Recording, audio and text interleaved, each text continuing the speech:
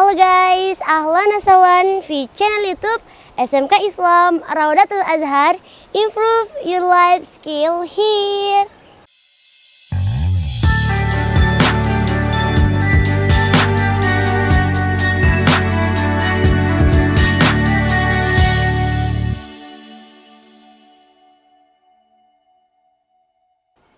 Nah, oke guys, di episode Jumber yang ke-11 ini kita akan sama-sama seperti biasa, kita akan belajar lagi, memuhasabah diri kita lagi. Dan di segmen Jumber kali ini temanya itu sangat wow. Di episode yang ke-11 ini ialah birrul walidain atau berbakti kepada kedua orang tua kita. Nah, kalau membahas masalah berbakti kepada kedua orang tua atau birrul walidain, ini mungkin tidak bisa kita bahas satu episode teman-teman, karena saking banyak cara kita berbakti kepada kedua orang tua kita. Tapi di sini seperti biasa, karena Dinda lagi senang-senang banget yang namanya belajar dari cerita, jadi di sini kita akan belajar kisah dari seorang sahabat Rasulullah SAW tentang pengorbanan beliau berbakti kepada ibu beliau atau berbakti kepada kedua orang tua beliau.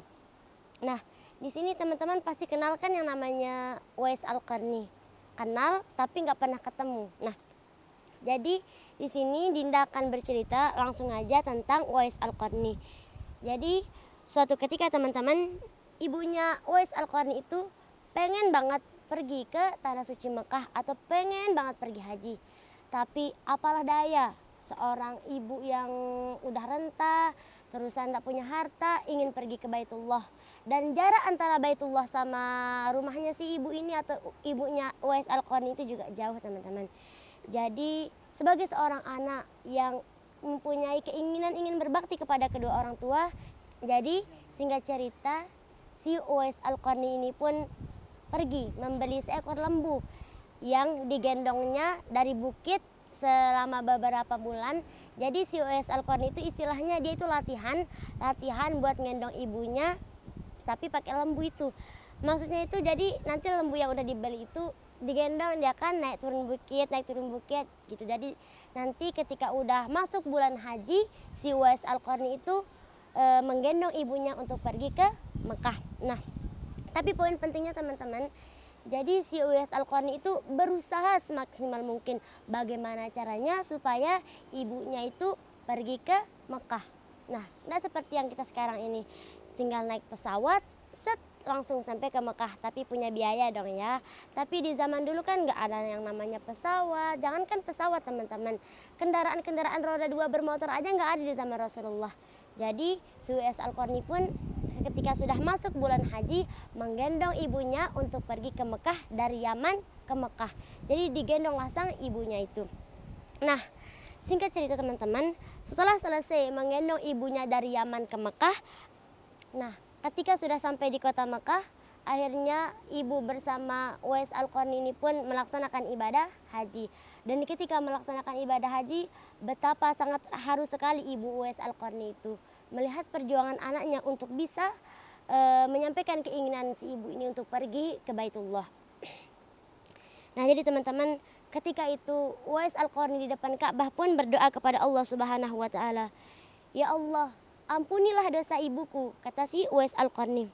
Lantas ibu Uwais Al-Qarni ini pun berkata kepada Uwais Al-Qarni, lantas bagaimana dengan dosamu hai anakku? Lalu si Uwais Al-Qarni ini pun berkata kepada ibunya, karena ketika dosa-dosa ibu sudah terampuni, maka ibu akan masuk ke dalam surga. Dan ketika ibu sudah ada dalam surga, maka cukuplah ridho ibu yang bisa membawaku ke dalam surga. Masya Allah sekali ya teman-teman. Ketika sang ibu sudah merasa bangga mempunyai seorang anak seperti Uwais Al-Qarni, lantas bisakah kita bercermin dari kisah yang tadi? Seperti apa pengorbanan kita kepada seorang ibu kita? Sebagaimana besar perjuangan ibu kita yang melahirkan kita? Sebagaimana besar perjuangan orang tua kita untuk membiarkan kita sekolah, untuk membeli jajan setiap hari? Itu kalau kita pikir-pikir teman-teman, lebih lagi kita yang mondok lah istilahnya.